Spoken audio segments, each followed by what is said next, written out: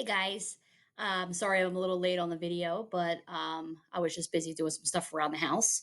So my friend Joelle hit me up and said, "Don't forget about the morning work video," and I appreciate you guys always having my back. So I know that nobody has the actual paper copies of the morning work, so I figured for me to go over this with you guys, I can bring this up on the screen so that you can actually read along with me and look at the stuff as we do them. So for today, Text Structure Tuesday, okay, we have spring is in the air. With the change in season comes insects and beautiful flowers. A flower is the reproductive structure of a plant. Reproduction is the process of an organism making more of its kind.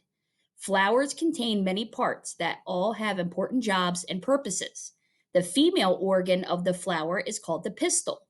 The pistil is composed of the stigma, style, ovary, and ovule. The eggs are safely protected in the ovule.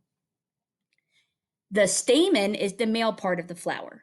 The parts of the stamen include the anther and filament. Pollen is produced in the anther. The petals of a flower have a very important part. Their beautiful colors and sweet scent attract insects such as butterflies and bees.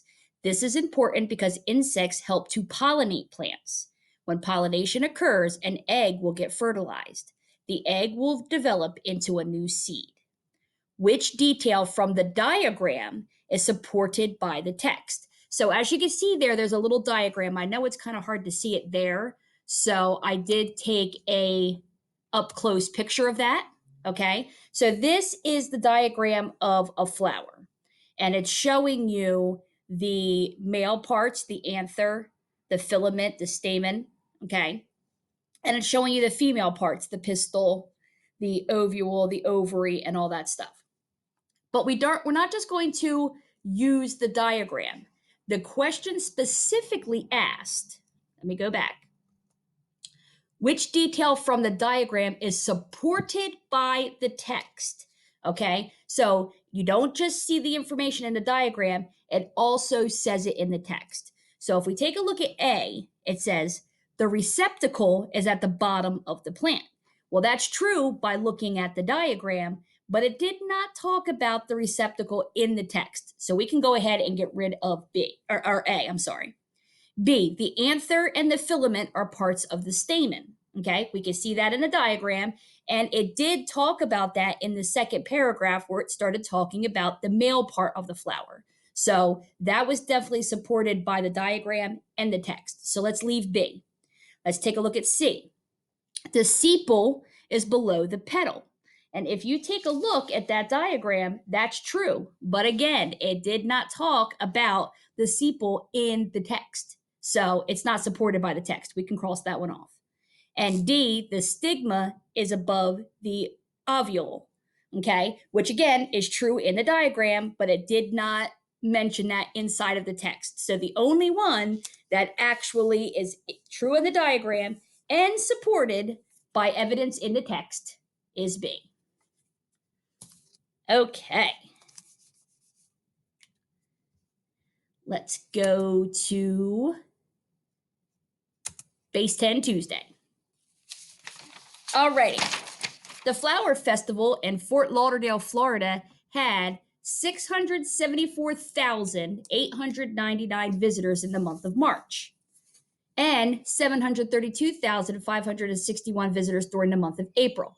How many more visitors do they have during the month of April than March? And your math magic words say right there, how many more? And I know I've tattooed this on everybody's brain.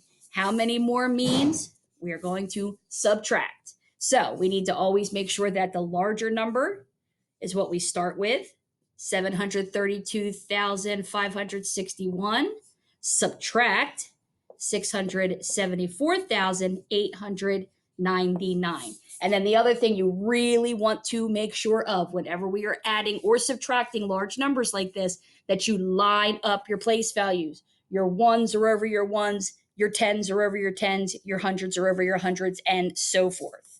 Okay. So when I did this one earlier, you have to regroup across the entire top.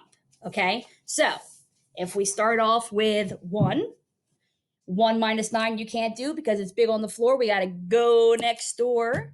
So we're going to borrow from the 6. That becomes a 5. And this one becomes 11. 11 minus 9 is 2. Going to the tens column. 5 minus 9. Can't do that. So we got to borrow from the hundreds. That makes that 5 a 4. And that makes this 5 in the tens a 15. So 15 minus 9 is 6. Going on to our hundreds. 4 minus 8. Again, big on the floor. We got to go next door. Those 2,000s become 1,000. And that 400 becomes 1,400s. 14 minus 8, again, is 6. Going on to our thousands. 1 minus 4, big on the floor. We got to go next door. So we're going to make that 3 a 2, make that 1 an 11. 11 minus 4 is 7. And then 2 minus 7 again, we can't do that. So we're going to have to go into our 100,000s and borrow from there. 7 becomes a 6. That 2 becomes a 12. 12 minus 7 is 5. 6 minus 6 is 0. So if we are correct, then there is 57,662 more people. Now, how can we check that out? Do the opposite operation, okay? Which means if we just subtracted, we are going to add. So take your answer, 57,662, add it to one of those add-ins. I usually like to add it to the smaller number, 674,899. And then if we get the other add-in, 732,561, then we know that our quick check means that we got it right. So 9 plus 2 is 11. 1 plus 9 plus 6 is 16. 1 plus 8 plus 6 is 15. 1 plus 4 plus 7 is 12. 1 plus 7 plus 5 is 13. And 1 plus 6 is 7.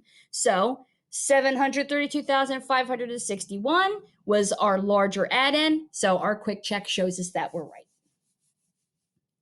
All right. Fun fact. The average garden snail has over 14,000 teeth. Wow. Imagine that trip to the dentist. Which of the following would round to 14,000 when rounded to the nearest thousands place? So we've talked about this before. All we can do is go through each number and see which ones will round to 14,000 if we round it to the nearest thousands place. So remember our steps. Underline the digit and the place value we are rounding to. So we're rounding to the nearest thousand. Circle the number right next door to the right. So we're circling all the digits in the hundreds place. If it's 4 or less, we're letting the underlined digit rest and stay the same. If it's 5 or more, we're going to up that underlined digit one more. Okay, so 13,499, 4 tells us to let it rest. Everything from the circle digit back turns into a 0, so that would turn into 13,000. 14,564, 5 or more, up the score. So we would have to up that one to 15,000. And if we look at the bottom, 13,678, 6 tells us to up the score. We're going to up that 3 to a 4. And there it is. The bottom one is the one that would round to 14,000. Ben and Brian made a secret code for the password to their clubhouse using the number patterns. These are some of the numbers of the code. All right, so there's a pattern going on. We have to figure out the pattern so that we can figure out what the next 3 numbers in the pattern are going to be. So we're starting with 5, then we go to 10. Okay, well, we start at 5 and we go to 10, we add 5, right? But now look, we go to our next number, 10, and we don't add 5 to get to 8. We actually have to subtract 2. Okay? So this is not a flat pattern that's going to go straight across. This is going to be an alternating pattern. Okay. So we went from 5, we added 5, we got 10, we subtracted 2, we got 8. Now our next number is 13. What happens in between 8 and 13? We go back to adding 5 again. Okay, so plus 5 minus 2 plus 5. Let's see if this next number means that we're going to subtract 2.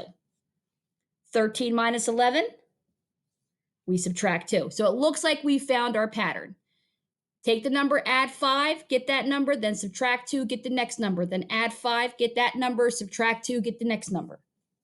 All right, so after 11, we go to 16, which again, 11 plus 5 takes us to 16.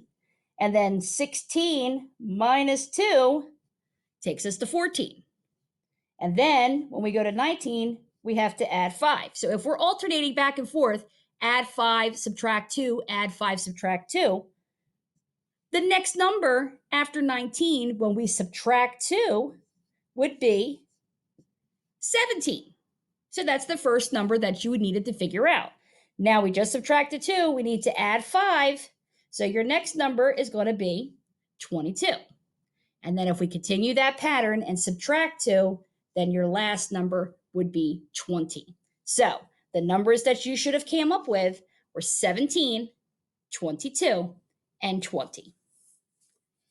And the last one, if you could visit anywhere in the world, where would you go? Such an appropriate question for everything that's going on right now with us being in our stay-at-home, lockdown, shut down, whatever you want to call it. If I could go anywhere right now, it would be my favorite place in the world, which is probably Jamaica. And if I couldn't go to Jamaica, I'd rather be in the classroom with all of you guys. So remember, nobody has the morning work at this point. You're just going to have to look at the pictures and do it on a piece of paper and then check the video later on in the day. Hopefully I won't, wait so long to put the video up. I usually try to get it up between 2 and 3 o'clock, but today just some stuff came up. So thanks again, Joelle, for the reminder, and I will see you guys tomorrow.